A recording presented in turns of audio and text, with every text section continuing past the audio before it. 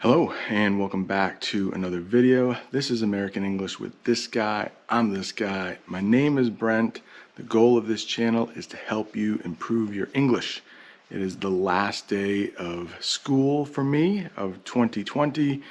I'm getting ready to leave. I'm getting ready to take my daughter to work, and I thought I should do the intro in front of the Christmas tree because we are like 3 days away from Christmas.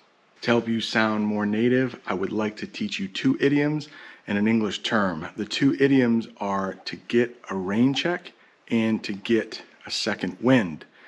And the English term is, believe it or not, we have to leave now, so I'll probably film the rest of this lesson in my classroom.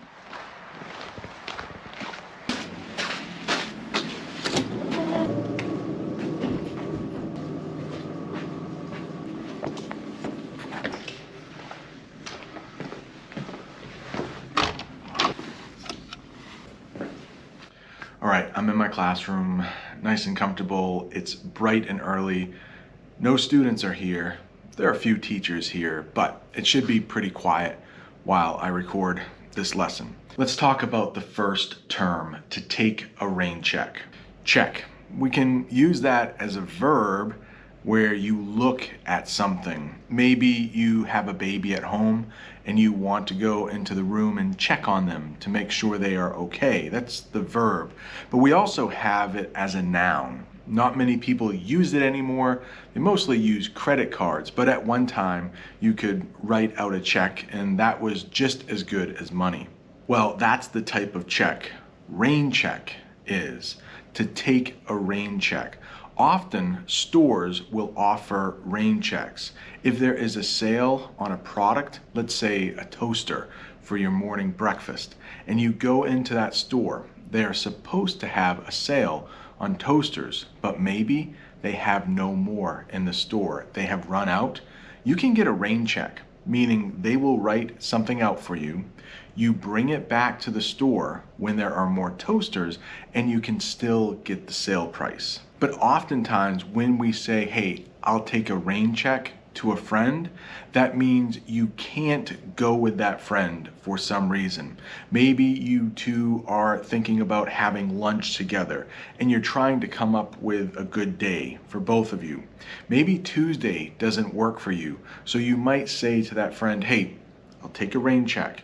We can do it some other time. When you say to take a rain check, that means I really want to go to this place with you, but I just can't right now. I'll take a rain check means let's go another time. Let's say you and a friend want to go see a movie. That friend asks you, hey, do you want to go see that movie on Tuesday? You might say, I can't this week. I'm really busy. I want to. Can I take a rain check? And that will let your friend know you really want to go, you just will have to do it later. Last week, I put up a poll to ask you which idioms you would like me to do, and there was a tie between to get a second wind and to take a rain check, so I'm going to do both of them right now.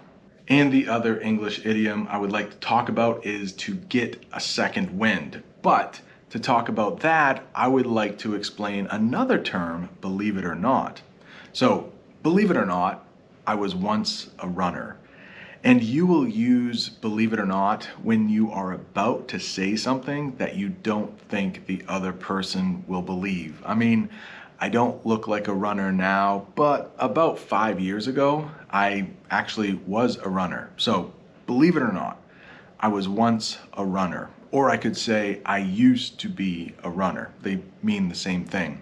Believe it or not, at one time, I was a runner. And to get a second wind is actually a running term. Anyone who has ever run a long distance might realize that when you're running, at first, you might seem a little tired, but something will kick in your body and you will feel better. We call that a second wind.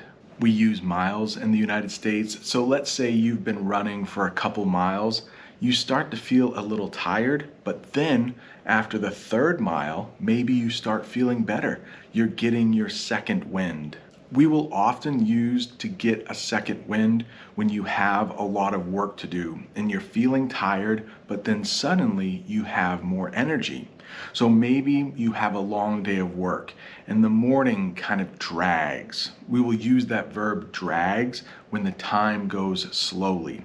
So maybe in the morning your work is kind of dragging, the time is feeling a little slow, but then you eat lunch. Maybe you have a coffee and then you get your second wind in the afternoon. You feel a little better. You feel a little more energized. You have a little more energy. Maybe you're studying for a big English test and you've waited until the last minute again. I talk about this in a lot of videos, waiting until the last minute to cram for an English test. So maybe it's the night before and you've been studying for an hour.